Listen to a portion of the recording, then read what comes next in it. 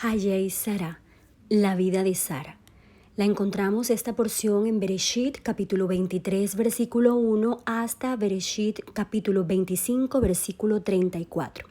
Habla de la muerte de Sara a pesar de llamarse la vida de Sara. Beheinu Hayei Sara, y fueron la vida de Sara. La interpretación literal de la Torá se llama Shat, ya lo hemos aprendido, ¿cierto? Uno de los niveles de entendimiento es el llano, el literal, el que todo el mundo lee y entiende. Pero con las mismas letras hebreas que se escribe Shat, escribimos también la palabra tipesh, que quiere decir tonto. Entonces, bueno, ya sabemos, el que solamente entiende y lee las escrituras sagradas a nivel Shat, ahí va. Dice que Abraham fue a llorar a la tumba de Sara. La historia de las matriarcas de Sara, por ejemplo, son el cuerpo de los patriarcas y la historia de ellos mismos son la historia de su alma. Sara, representada a nivel Sot, es el cuerpo de Abraham. El Sot que Abraham iba a visitar la tumba de Sara quiere decir cuando el alma va a visitar al cuerpo después de la muerte. Supimos ya que Sara murió por la mala noticia de la muerte, de la supuesta muerte de su hijo Isaac que le da el ángel de la muerte. Pero lo que puede morir por una mala noticia es el cuerpo, el alma no, por eso muere Sara, que representa el cuerpo de Abraham. El alma no muere nunca, es más, siente pena por su cuerpo y le va a visitar aún después de muerto.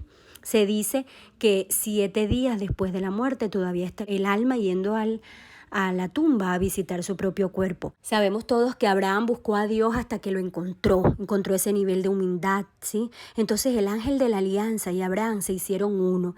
Este es nuestro fin aquí en la tierra, esa vida eterna, que no es más que estar en esa unión perfecta con Dios y que podemos empezar a vivir esa vida eterna aún desde Malhut, de este mundo físico. Lograr el bitul es aniquilación del ego, aniquilación del alma, pero no en un estado permanente, sino transitorio.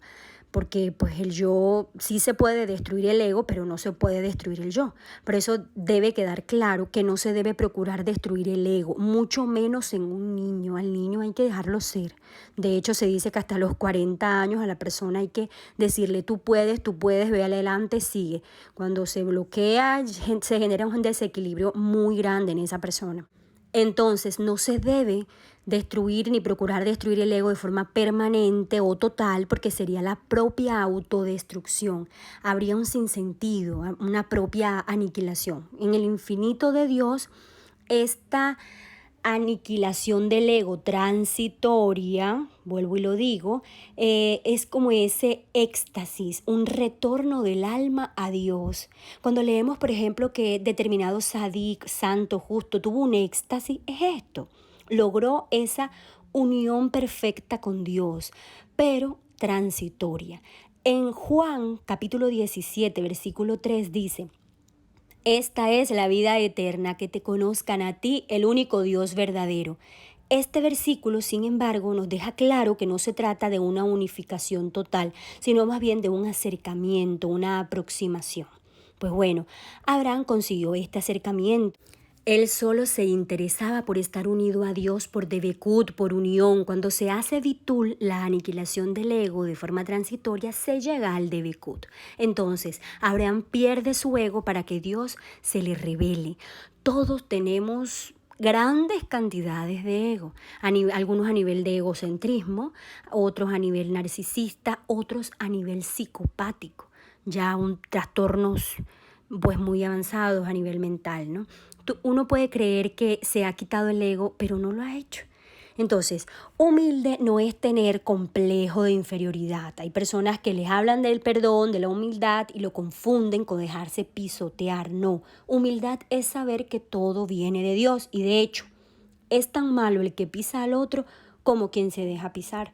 Por eso precisamente nace Isaac, que simboliza la facultad de Geburá, de restricción, tanto en el universo como en nuestros órganos y como facultad de nuestra alma. El cuerpo nos ha dado el libre albedrío. Este cuerpo, el hecho de estar aquí en este mundo, en Malhut. Entonces, bueno, viene una pregunta: ¿existe o no existe el libre albedrío? Sí existe y no existe. Además, debemos vivir como si existiera, como si no sabemos que no existe. Les explico, en Malhut, en este mundo físico, existe el libre albedrío. ¿Por qué? Porque aquí vivimos en una dimensión, por decirlo así, espacio-temporal, donde hay tiempo y hay espacio. Pero en el Ein Sof, en el infinito, ese Dios creador, pero un Dios que ya no es antropomórfico, sino el infinito del infinito, el alma del alma, no existe ni el libre albedrío ni el espacio y el tiempo. En el Ein Sof está el Evo, que es un eterno presente donde todo está predeterminado. Existen futuros necesarios y futuros contingentes. Estos futuros contingentes son los que nos dan la percepción que tenemos ese libre albedrío, que existe. Los problemas de este mundo, por eso, no se resuelven en este mundo. Los problemas de este mundo se resuelven en el mundo espiritual. Lo usual cuando tenemos que resolver algún problema, escuchamos que nos accionemos y comenzamos a movernos. Ya se explicó la diferencia entre acción y movimiento. Una vez que ya los acontecimientos están en curso, no se puede dar marcha atrás. De hecho, se niega que Dios pueda hacer que lo pasado no haya sido. De forma literal, ¿no? Porque pues sí se pueden cambiar, como les digo, el curso de los acontecimientos, pero cuando no están en curso. Pero sí, espero hacerme entender con eso. Se niega que Dios pueda hacer que lo pasado no haya sido, pero nada se dice de la intrincada concatenación de causas y efectos que es tan vasta, tan íntima, que no se puede anular un solo hecho remoto, por insignificante que sea, por agacharme a coger un papel que está en el piso que es basura. Si ni siquiera un solo hecho remoto que sea insignificante se puede anular sin invalidar el presente. Modificar el pasado no es modificar un solo hecho, es anular sus consecuencias que tienden a ser infinitas. Entonces lo que hay que sacrificar son nuestras malas midot, cualidades, las cualidades de nuestro cuerpo, hasta que solo queden cenizas. Por eso la Ketoret solo se enciende con las cenizas del animal sacrificado, solo se encendía, ¿no? Si se encendía con carbón o madera, pues no valía, tenía que ser con las cenizas del animal sacrificado. Esto quiere decir que hasta que no queden solo las cenizas de nuestras malas midot, de nuestras malas cualidades, no podemos llegar a ese debekut, a ese bitul, porque la Ketoret es ese incienso, esa plegaria perfecta. Les voy a dejar en la descripción el link de la Ketoret y en la descripción del video de la Ketoret. En la descripción de encontrarán para qué es buena la Ketoret, que es el incienso, el significado. Bueno, está en hebreo, está transliterado, está en español, la traducción. Eso tiene un olor agradable a Dios, el hecho de que sacrifiquemos nuestras malas cualidades. Por eso el secreto de la felicidad es dejar de buscarla. Es difícil que uno vea sus malas cualidades. Vemos siempre las de los demás, pero es bueno por eso tener enemigos. Ese te va a decir tus malas cualidades, tu amigo no. No suele ser así de forma común, él no es el común denominador. Por eso el antídoto al mal es la misericordia. Si no hay Gesed, misericordia, se abren entonces las puertas de Geburah, que es lo mismo a decir, si no hay misericordia, se abren las puertas del rigor. Es ahí cuando el hombre tiene al acusador acusándolo en el cielo. Cuando se manifiesta la misericordia en su máximo esplendor, la luna desaparece, lo que también le resta potencia y poder al Satán. Se le quita el poder de dominar al hombre. Esto quiere decir que los Rosh Hodesh, los comienzos de mes en luna nueva, hay mayor misericordia que el resto del mes. Esos días se debe orar con mayor intensidad y esto es un secreto del cielo, para que haya misericordia en todo el mes. Las fuerzas del mal dependen mucho de la luna. La luna es un signo de rigor. El sonido del shofar por su lado también paraliza al Satán. La redención es por su lado el final del tiempo. Ya hemos explicado qué es el final de los tiempos, por eso se terminó el Gilgul de las almas viejas. Las nuevas almas bajan a la tierra. Por su lado, Sara, la mujer de Abraham Avinu, era una mujer de una elevación que no podemos ni siquiera llegar a concebir. Ella llegó a un nivel de santidad llamado Kol. Ese nivel de santidad llamado Kol, bajan todas las abundancias a este mundo. Este nombre permutado, Kol, es el nombre que atrae todas las abundancias a este mundo. Sí, Sahara llegó a ese nivel de santidad. Y fíjense que la tierra está perturbada por 3 cosas. Cuando un esclavo reina, que es cuando tenemos gobiernos corruptos, cuando una sirvienta hereda de la dueña y se hace la dueña, que es cuando las fuerzas del mal gobiernan sobre las fuerzas del bien, a nivel Sod, y la tercera forma en la que la tierra está perturbada es cuando el malvado vive en abundancia, cuando la gente de bien no tiene dinero. Ahí el mundo está desequilibrado. ¿Qué pasó? Que Sara estabilizó el mundo que había desestabilizado Java. Java se ató al serpiente, pero Sara no lo hizo. Sara vivió 100 años, 20 años y 7 años. Así dice, años. Los 100 años son las 10 facultades del alma, Keter, Binah, Jochma, todas. Y dentro de esas 10 hay 10 en cada una, entonces 10 por 10 igual a 100. 20 años son 10 voces de misericordia y 10 voces de rigor. Es decir, Abraham, por un lado, Gesed, misericordia, las 10 voces de rigor de Isaac, pero en esta ocasión no es multiplicado 10 por 10, sino sumado 10 más 10. Ya en plural solo se dice los 7 años. Y está hablando de las 7 facultades inferiores, por donde transita la bendición divina hasta nuestro mundo. Esas 7 facultades son llamadas Seirampin, Binah, Gesed, Geburah, Tiferet, Netzach, Hod y Yesod. En su momento hemos ido explicando cada una de ellas. Sara vivió 37 años desde el nacimiento de Isaac, hasta que el ángel de la muerte le da la mala noticia y ella muere. Las fuerzas del mal siempre buscan dividir, siempre buscan la enemistad. El serpiente busca la enemistad, la desunión. Un nivel de conciencia es que tu alma está unida a las otras almas. Eso es unión. Has llegado a un alto nivel de conciencia cuando entiendes que lo que necesitas es estar unido y no desunido. La desunión genera la ilusión de tener un cuerpo.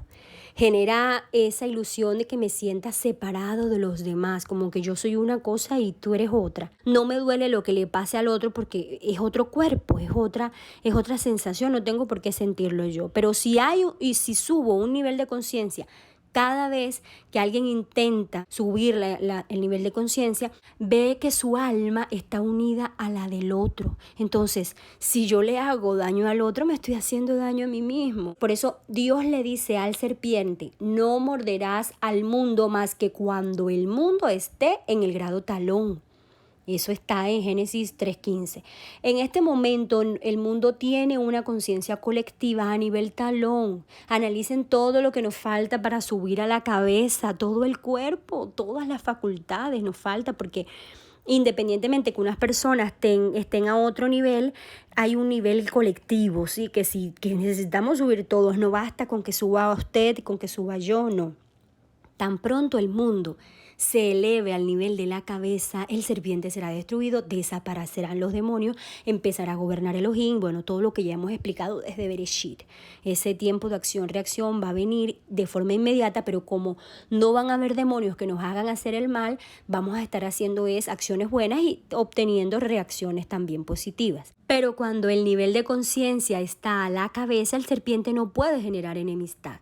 Cuando uno logra entender esto, que lo importante es que todos estuviéramos al nivel de conciencia de la cabeza y no del talón como estamos en este momento a nivel colectivo, pues uno quisiera que todos alrededor subieran de nivel de conciencia. Al comienzo se llena uno de pronto de malestares, de sinsabores, porque para muchos uno puede parecer fuera de lugar por intentar esto, y esto es lo que nos ha atrasado durante tantos años para subir de nivel de conciencia a nivel colectivo. Yo subo de nivel de conciencia, pero mi entorno está en las mismas. Al ellos ser mayoría, quien pasa a estar fuera de lugar es uno, ¿cierto? Entonces, ¿qué termina siendo el común denominador de las personas? Lo mismo que como en el cuento de la senda estrecha. En cierta ocasión previno Dios al pueblo de un terremoto que habría de tragarse las aguas de toda la tierra, y las aguas que reemplazarían a las desaparecidas habrían de enloquecer a todo el mundo. Solo un profeta se tomó en serio a Dios, transportó hasta la cueva de su montaña enormes recipientes de agua, de modo que no le faltara el agua en los días de su vida que le restaban. Efectivamente, les cuento que se produjo el terremoto, sucedió. Entonces desapareció el agua, una nueva agua llenó los arroyos, los lagos, los ríos, los estanques. Algunos meses más tarde, el profeta bajó de la montaña a ver lo que había sucedido. Y era verdad. Todo el mundo se había vuelto loco y le atacaban a él. No querían tener nada que ver con él. Hasta se convenció todo el mundo de que era él el que estaba loco. Así pues, el profeta regresó a su cueva de la montaña, contento por haber tenido la precaución de guardar agua. Pero a medida que transcurría el tiempo, la soledad se le hacía insoportable, el rechazo de los demás, ese parecer fuera de lugar, ¿cierto? Anhelaba tener compañía humana, así que descendió de nuevo a la llanura, pero nuevamente fue rechazado por la gente tan diferente de él. Entonces el profeta tomó su decisión, tiró el agua que había guardado, bebió del agua nueva y se unió a sus semejantes en su locura. Cuando se busca la verdad, uno va solo. La senda es demasiado estrecha para llevar compañía, pero ¿quién puede soportar semejante soledad? No es fácil. No es fácil soportarlo. Entonces, ¿qué pasa? Que termina uno volviendo atrás, termina uno como desfalleciendo de esa lucha de querer aumentar el nivel de conciencia, porque la persona puede decir, pero ¿yo qué hago subiendo el nivel de conciencia si los de mi entorno están en las mismas y yo más bien estoy siendo fastidiosa ante ellos? Este es el punto. Ahora, Abraham es Gesed, que es símbolo de misericordia, y está relacionado con el sureste, cuando hablamos de 4 puntos cardinales, ¿no? Al sureste. Isaac es Geburá, restricción, es el noroeste, el lado contrario. Jacob es la unión entre ambos patriarcas, el centro, el equilibrio, la belleza, es Tiferet, otra nueva facultad que estamos aprendiendo hoy. Tiferet está representado por el sol, es el autoestima, el equilibrio. En esta facultad hay desequilibrios grandes y graves cuando, por ejemplo, a la persona de niño le dijeron, tú no puedes, tú no sirves, tú eres feo, tú eres malo, tú eres bruto, qué sé yo. Pero aún cuando ese niño o niña estaban llenos de talentos y habían personas que los trataron así. Y hay personas que sufrieron esto. Muchas personas tienen desequilibrio en Tiferet por esta causa. Pueden llegar a tal punto de desequilibrio en Tiferet que deciden de forma inconsciente autodestruirse para hacerles daño supuestamente a quien les decía ese tipo de cosas. Puede ser papá, mamá, hermano, primos, tíos, en fin. ¿Sí? Estamos hablando de los 4 puntos cardinales. Sureste, Gesed, clemencia pura, misericordia. Noreste, juicio, Geburá, restricción, Itzhak, Din. Jacob es la perfección. Tiferet sintetiza a las 2 fuerzas.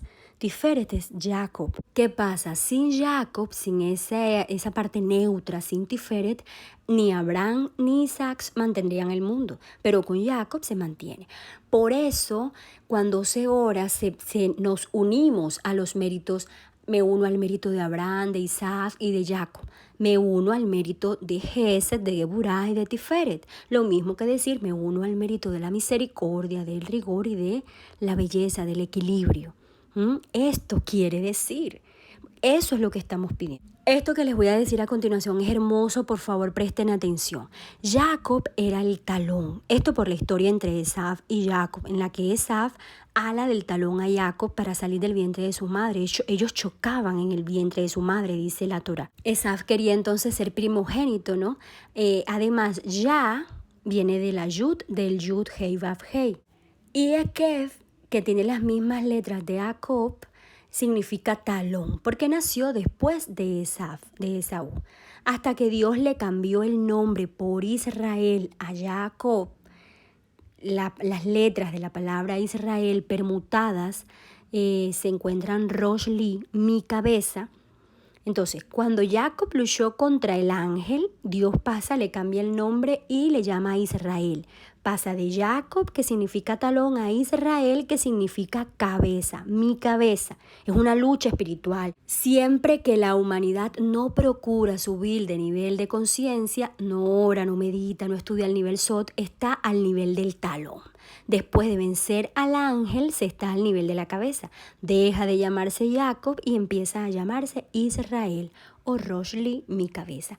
Las mismas letras de Israel son Rosh Li permutadas. Esa ascensión, ese subir del nivel de conciencia, de talón que estamos todos a nivel colectivo a la cabeza, al nivel de conciencia de la cabeza, que es Keter.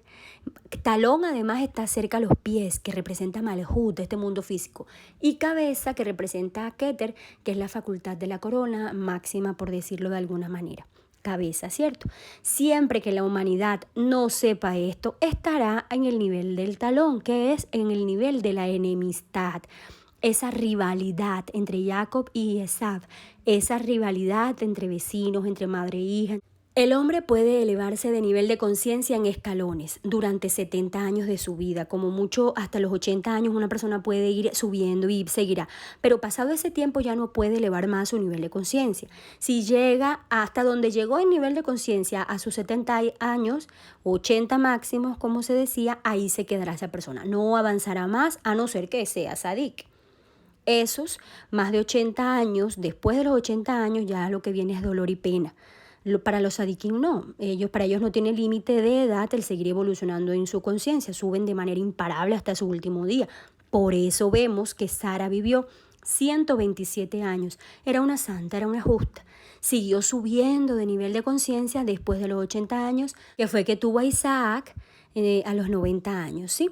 Seguía subiendo y subiendo de nivel de conciencia. El que evoluciona espiritualmente tiene 2 middot, la misericordia y la compasión, 2 virtudes. Solo el que tiene misericordia y compasión está preparado para recibir bendiciones. Sara murió en la ciudad Kiriat Arba. El serpiente no podía tener el control sobre ella. Normalmente el serpiente es el ángel de la muerte, que es quien saca las almas de los cuerpos, ¿no? El ángel de la muerte, esa es la última guerra, la muerte. La última batalla del ser humano es la muerte a la que él se enfrenta. Normalmente el ángel de la muerte viene y arranca el alma de los cuerpos. Pero el serpiente no pudo sacarle el alma a Sara cuando murió. Murió porque se sintió atraída por la Shejiná, por la presencia divina. Su alma salió fácil, suelta. La ciudad Kiriat Arba es la misma que Hebrón. Los días del hombre están marcados en el cielo porque mientras exista esa persona, mientras que la persona está viva, tiene una marca, ¿sí? Y el ángel exterminador no puede sacarle el alma a esa persona. Cuando se le acaban los días, el serpiente tiene autorización para sacarle el alma, entonces emancilla el cuerpo, lo ensucia. Un cuerpo sin alma es un cuerpo impuro. Por eso está prohibido tocar un cuerpo muerto. Pero cuando el sadik muere, su cuerpo no se impurifica porque el nefesh, que es la parte baja del alma, queda apegado al cuerpo aquí en la tierra para seguir ayudando a los vivos. Nunca se impurifica el cuerpo de un sadik, de un santo, de un justo. Por eso es que, de hecho, muchos sadik conservan incorruptos sus cuerpos físicos, su nefesh. Algunas personas visitan las tumbas para conectar con ellos. Esto se ve tanto en el judaísmo como en el cristianismo. Tal vez en el judaísmo con más conciencia de lo que se está haciendo, pero en ambas religiones monoteístas se ve. De hecho, de ahí vienen las reliquias. Eso que perteneció a tal sadik se exhiben para que los demás procuren una conexión con Dios. En la cueva de Macpela o Macpelá, donde fueron enterrados Adán y Eva, Adán y Java, se encuentra una puerta que conecta con el Gan Edén, con el paraíso, de modo que cualquiera que ve en visión la cara de Adán muere instantáneamente porque es como esa frontera entre este mundo y el otro, ahí donde está enterrado él. Solo Abraham vio la cara de Adán y no perdió la vida. Su poder y su pureza eran tan grandes que aunque la vio, no le hizo perder la vida. Abraham le pidió a Dios ser enterrado en la misma cueva donde estaba Adán y Eva, ¿sí? Pero cuando comienza esta negociación con Efrón, no le hizo saber por qué era que quería esa propiedad para enterrar a su mujer Sara y que luego a él lo enterraran ahí. Cuando queremos hacer algo, tengamos un proyecto en mente, lo que sea que queramos hacer, no debemos contarlo porque a partir de ese momento comienza a gastarse la energía de eso que queremos hacer. Y otro secreto también es que cuando queremos algo con mucha fuerza, tenemos que demostrar que no lo necesitamos. Por eso Efrón le decía a Abraham que adelante, que tomara el terreno para enterrar a su mujer, que no había problema, que se lo daba. Y Abraham insistía en pagarle por el terreno y de hecho pagó 400 shekels, 400 ciclos. Abraham quería ser enterrado en esa cueva para contrarrestar la impureza de Adán. Aprendemos que el destino de un hombre es feliz cuando sus actos son agradables al Creador. Él hace que nuestra vida sea agradable en este mundo y en el otro mundo. Y uno de los actos que más agrada a Dios es cuando el hombre revela sus secretos, porque se van cayendo clipots, capas de impureza del mundo, cae una capa, cada secreto que se va revelando cae una capa, hasta bueno que al final hay una transparencia, esa luz divina en nuestra alma, se ilumina el alma. Finalmente, ya en el capítulo 24 de Bereshit, Abraham no quiso adherirse a los pueblos paganos. Él vivía entre los cananeos y no quería que de ahí saliera la esposa de su hijo Isaac. No quería que su hijo se casara con una pagana. Y entonces mandó un enviado para encontrar una mujer pura para su hijo, ¿sí? Sí, y al tiempo que hacía esto, oraba, rezaba para que apareciera una mujer para su hijo.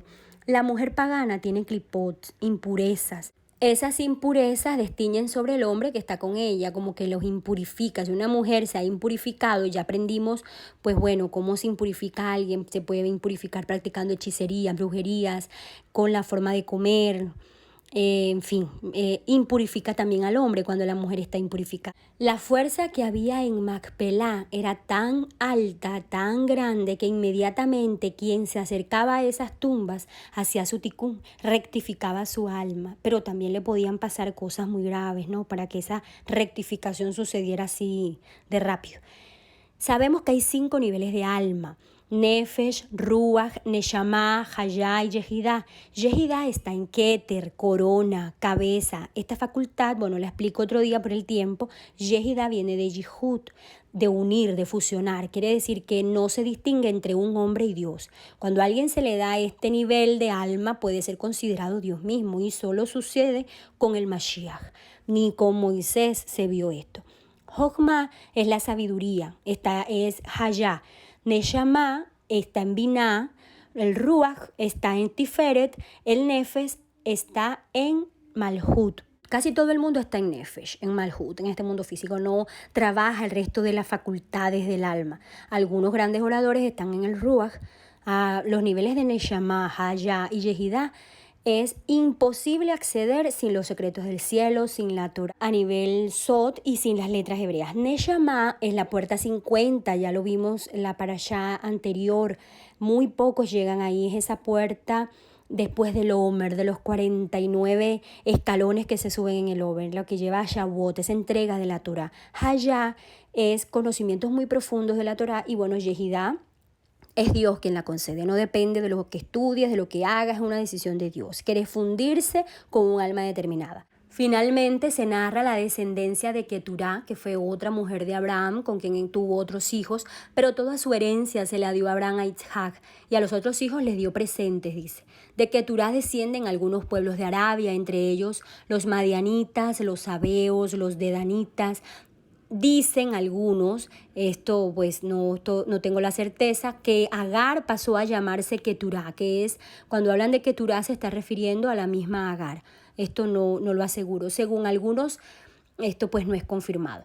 Los presentes de los que habla la Torá, que les dio a los otros hijos, fueron secretos del cielo, pero secretos del cielo que componen nombres de espíritus impuros. Les dio los nombres de todos los demonios que hay en el bajo astral. También pues se los dio a los nuevos hijos que tuvo con Keturá, pero a Ismael no le dio nada. Dice la Torá que Abraham vivió 175 años. A Isaac le dio todos los nombres puros de la Torá. A Ismael, como fue repudiado con Agar, pues se fue sin nada. A los hijos de Keturá les dio nombres impuros, y a los hijos de las concubinas también les dio nombres impuros. Esto genera un desequilibrio, un tikkun ya a nivel mundial, a nivel de Malhut.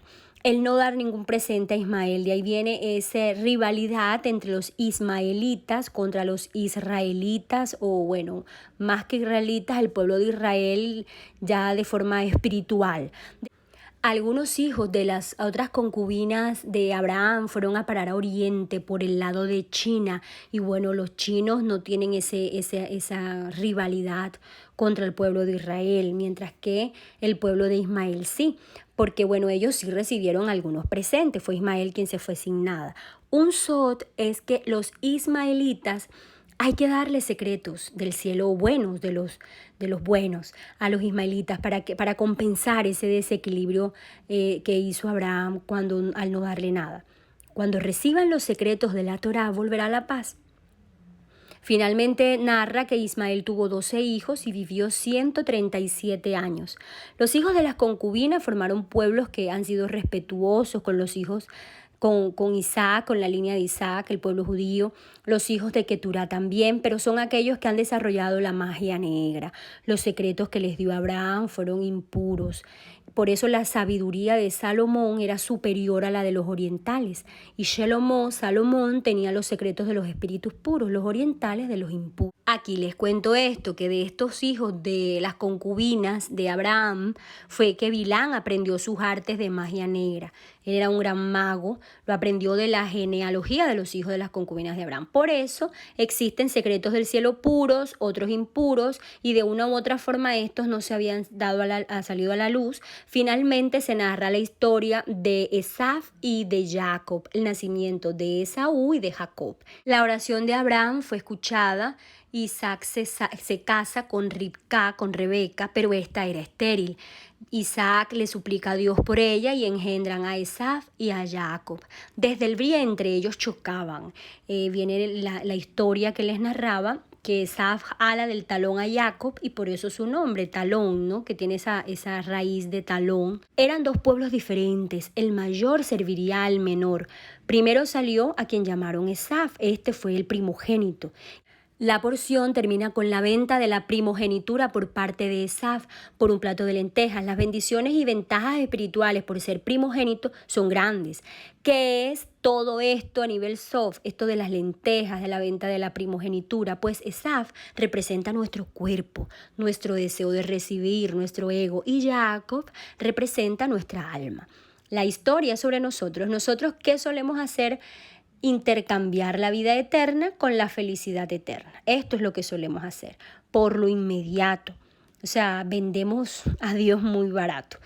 Esto aplica en todo, en lo sexual, en el dinero, en lo material, en los alimentos. Una persona, por ejemplo, que le gustan los camarones, se muere por comerlos y bueno, sabiendo que no son aptos, que no son kosher adecuados para ser comidos, se deja llevar y así pierde lo eterno, porque pierde la luz que se le iba a revelar si no los hubiera comido, si no los come, toda esa luz que hubiera recibido. Igual con el sexo, por eso los seres humanos tardamos tanto en cumplir nuestros sueños cuando los cumplimos, porque no siempre sucede. Por ejemplo, un hombre que desea casarse con una buena mujer, pero se enreda con la primera, pierde o tarda más en encontrar esa mujer, esa ayuda idónea que realmente sea su alma gemela, igual con una mujer, por supuesto. Estos primeros impulsos son los que se deben controlar para alcanzar las verdaderas bendiciones. Debemos entonces elegir siempre el camino de mayor resistencia, justo ahí donde están frente a una bifurcación, una decisión, un camino de dos. ¿Hacia dónde me voy? ¿Qué elijo? Ese es el momento de cambiar nuestro destino. A ese destino que deberíamos vivir por nuestras malas decisiones, podemos cambiarlo en ese momento de bifurcación. Recuerden, pedir fe, esperanza y caridad, porque lo demás es lo de menos. Secretos del cielo.